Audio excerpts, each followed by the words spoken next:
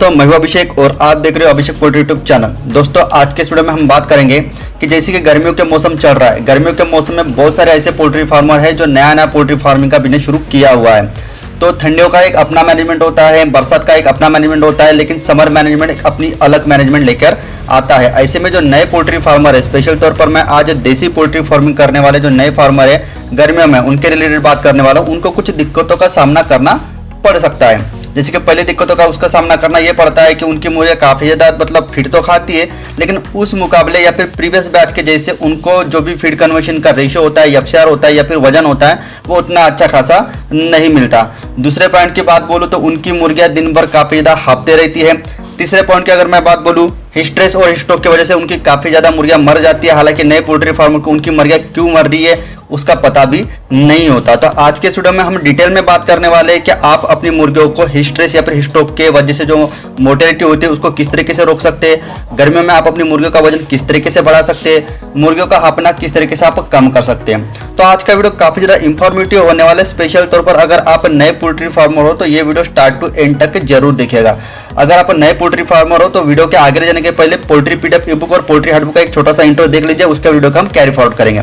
Poultry business करना चाहते हो तो वीडियो में दिखाई जाने वाला पोल्ट्री पीडीएफ ई बुक और पोल्ट्री हार्डबुक एक बार अगर आप पढ़ लेते हो तो पोल्ट्री के रिलेटेड बॉयलर पोल्ट्री फार्मिंग, देसी पोल्ट्री फार्मिंग और लेयर पोल्ट्री फार्मिंग की 90% जानकारी आपको मिल जाएगी। इस बुक में मैंने डिसीज, मेडिसिन, वैक्सीन और फीड मैनेजमेंट के अलावा चिक्स आने के पहले दिन से लेकर बड़े होने के बाद उनको बेचने तक इन सारी बातों को कवर किया है। पोल्ट्री पीडीएफ ई बुक और पोल्ट्री हार्डबुक दोनों में भी सेम इंफॉर्मेशन दी गई है और ये दोनों भी बुक आपको हिंदी, इंग्लिश और मराठी भाषा में मिल जाएंगे। पीडीएफ ई बुक आपको मात्र 50 रुपये में मिल जाएगा और हार्डबुक आपको 250 रुपये में मिल जाएगा अगर आप प्रीपेड 250 रुपये ऑनलाइन पे करके इस बुक को खरीदते हो तो। और अगर आप कैश ऑन डिलीवरी पे इस बुक को मंगवाना चाहते हो तो आपको 50 रुपये एक्स्ट्रा कैश कलेक्टिंग चार्जेस पे करना पड़ेगा। अधिक जानकारी के लिए या फिर इस बुक को खरीदने के लिए 91761143 इस व्हाट्सएप नंबर पे मैसेज कीजिए। देखिए, गर्मियों के मौसम में नॉर्मल अगर टेम्परेचर अगर देखा जाए ऑल ओवर इंडिया तो तकरीबन 42 डिग्री से लेकर 48 डिग्री तक जो टेम्परेचर होता है बाहरी इन्वायरमेंट वो फ्लक्चुएट होते रहता है। ठीक है, तो एक नॉर्मल तौर पर अगर आपको एक बात बता दूं कि जैसे ही इन्वायरमेंटल टेम्परेचर 36 डिग्री के ऊपर में जाते जाता है वैसे ही मुर्गियों पर स्ट्रेस या फिर हिस्ट का जो भी परिणाम होना शुरू हो जाता है। दो बातों को समझिए दोस्तों, एक होता है बाहरी इन्वायरमेंटल टेम्परेचर और एक होता है भीतर का, पोल्ट्री के भीतर का मतलब टेम्परेचर। ठीक है, मान के चलिए अगर आपके एरिया में जो शेड के बाहर का जो टेम्परेचर है तकरीबन अगर 45 डिग्री तक अगर चला गया है तो ऐसे में 5 से लेकर 6 डिग्री टेम्परेचर आपके पोल्ट्री शेड के भीतर में होता है, मतलब 39 डिग्री से लेकर 40 डिग्री।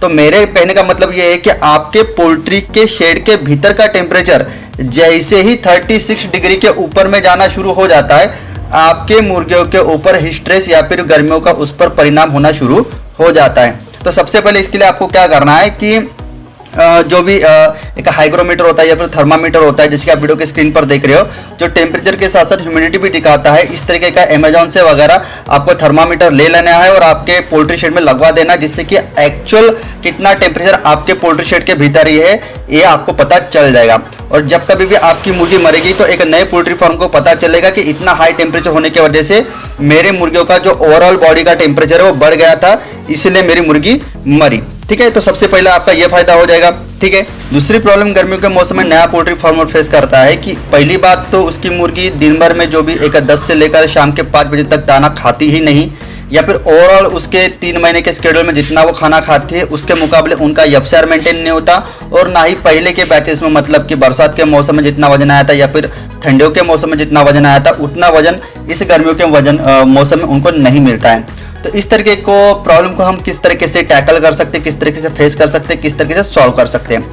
सबसे पहले ये बात जान लीजिए कि जैसे ही मैंने आपको पहले बताया कि आपके शेड के भीतर का टेम्परेचर, मैं बाहरी टेम्परेचर की बात नहीं कर रहा हूँ, बाहरी टेम्परेचर से आपके शेड के भीतर का टेम्परेचर हमेशा 4 से लेकर 5 डिग्री कम रहेगा। चाहे तो आप हाइग्रोमीटर से, थर्मामीटर से चेकआउट कर लीजिए। ठीक है, तो शेड के भीतर का टेम्परेचर जैसे ही 36 डिग्री के ऊपर में चला जाएगा तो आपकी मुर्गी हांफना शुरू कर देगी। इसका सीधा सा मतलब है उस पर गर्मियों का परिणाम हो रहा है।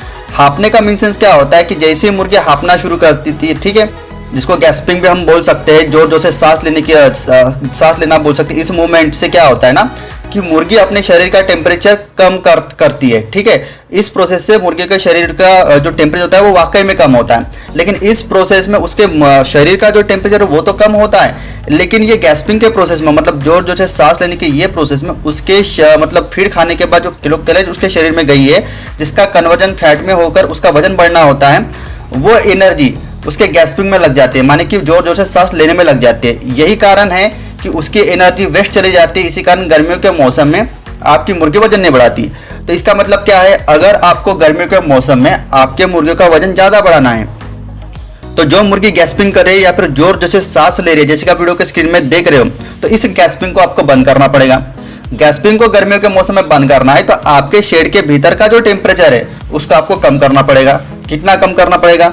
तकरीबन आपके शेड के भीतर का टेम्परेचर मिनिमम अगर आप 30 डिग्री से लेकर 34 डिग्री तक अगर मेंटेन कर पाओगे तो आपकी मुर्गी गैस्पिंग नहीं करेगी, जोर जोर से नहीं हाँपेगी। जोर जोर से नहीं हाँपेगी तो सीधी सी बात है, उसकी जो भी फीड खा के एनर्जी उसको शरीर को मिला है और वो उसके फैट में कन्वर्ट होगा, उसके मसल बिल्डअप में कन्वर्ट होगा और आपकी मुर्गी वजन बढ़ाएगी। तो शेड का भीतर का टेम्परेचर कम करने के लिए आप क्या कर सकते हो? नॉर्मल फंडे है, जैसे कि आपको पता है आप शेड के भीतर कूलर लगवा सकते हो, शेड के भीतर फॉगर सिस्टम का इस्तेमाल कर सकते हो, शेड के ऊपर में आप स्प्रिंकलर सिस्टम का इस्तेमाल कर सकते हो।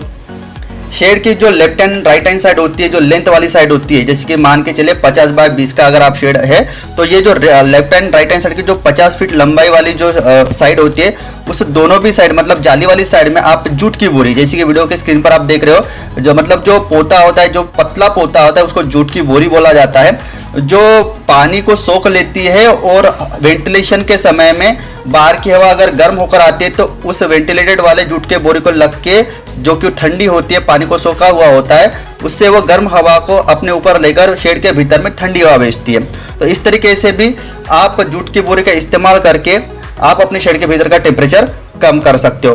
तो इस तरीके की 2-3 बातों का इस्तेमाल करना है और यहाँ से आपको पहली बात ये करना है कि आपको हाइग्रोमीटर थर्मामीटर आपके शेड के भीतर लगवा लेना है। कोई भी हालत में इन हाउस आपको आपके शेड के भीतर का टेम्परेचर मिनिमम से मिनिमम 32 और मैक्सिमम से मैक्सिमम 35 डिग्री, इसके ऊपर नहीं जाने देना है। 32 से लेकर 35 डिग्री तक के भी आपने आपके शेड के भीतर का टेम्परेचर मेंटेन कर लिया, फिर भी आप गर्मियों के मौसम में अच्छे खासे से अपने मुर्गों का वजन बढ़ा सकते हो।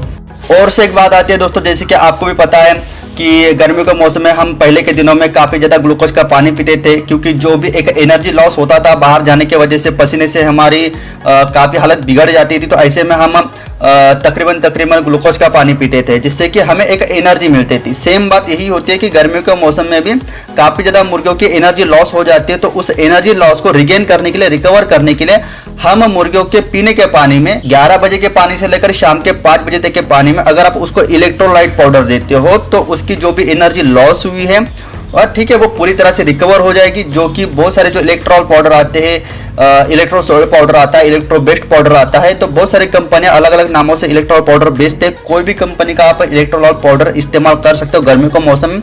उसमें काफ़ी ज़्यादा मात्रा में लैक्टिक एसिड, पोटेशियम, एनर्जी और कैल्शियम मिलाया हुआ होता है, जिसके वजह से आपकी मुर्गियों को एनर्जी रिकवर होने में काफ़ी ज़्यादा मदद होती है।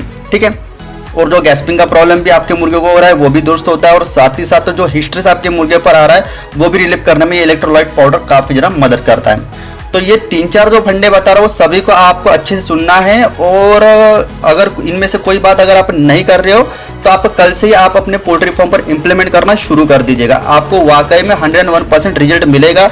जो कुछ मुर्गी आपकी वजन नहीं पकड़ रही थी, कल से आपकी मुर्गी धीरे धीरे वजन पकड़ना शुरू कर देगी। और से एक नॉर्मल फंडा है, और ये बात बहुत ज़्यादा इम्पैक्ट करती है दोस्तों गर्मियों के मौसम में, मेरी बात मानिएगा। मान के चलिए अगर आपके पोल्ट्री शेड के आजू बाजू में शेड पौधा नहीं है, पेड़ पौधे नहीं हैं, तो ऐसे में आपके शेड के भीतर का टेम्परेचर काफ़ी ज़्यादा हाई होता है। ठीक है, आप कल परसों ही कुछ जैसे कि नीम का पौधा हो गया, आम का पौधा हो गया, या फिर ऐसा कोई भी पौधा हो जो बहुत बड़ा फैलता है उम्र के साथ साथ, ऐसे पौधे को आप अपने शेड के दोनों भी साइड लगवा सकते हो। मेरे शेड के बाजू में दोस्तों नीम का पेड़ है, जो कि मेरे दूसरा भी शेड है उसके बाजू में कोई भी पेड़ नहीं है। तो दोनों के भीतर का जो टेम्परेचर मैंने चेकआउट करा, तो जिस शेड के बाजू में मतलब जिसकी जो टहलियाँ होती है नीम के पेड़ की, जो मेरे पहले वाले शेड के ऊपर में आती है, तो उस शेड का टेम्परेचर दूसरे शेड के मुकाबले जिस पर कोई भी शेड की यानी कि कोई भी पेड़ की छाया नहीं है दूसरे शेड पर, उस शेड के मुकाबले जो मेरा पहले वाला शेड है जिस पर नीम के पौधे की जो टहलियाँ आती है उसका टेम्परेचर 3 डिग्री से कम होता है। समझ पा रहे हो? तो एक नेचुरल उपाय है कि इस तरीके से आप अगर पौधे अपने यानी कि अपने शेड के बाजू में लगवाते हो तो 100% आपकी शेड का भीतर का टेम्परेचर काफ़ी ज़्यादा कम होता है नेचुरल तौर पर। ठीक है, तो बेसिक तौर पर ये 3-4 बातें होती है। इस 3-4 बातों का ही आपको खास ख्याल रखना होता है गर्मियों के मौसम में।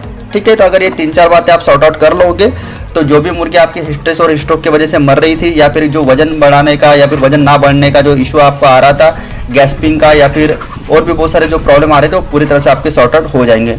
आई होप दोस्तों आज की वीडियो में दी गई जानकारी आपको अच्छी लगी होगी। इसी तरह का पोल्ट्री का नॉलेजेबल वीडियो लेके मैं मिलता हूं आपको कल के वीडियो में। जय हिंद, जय भारत।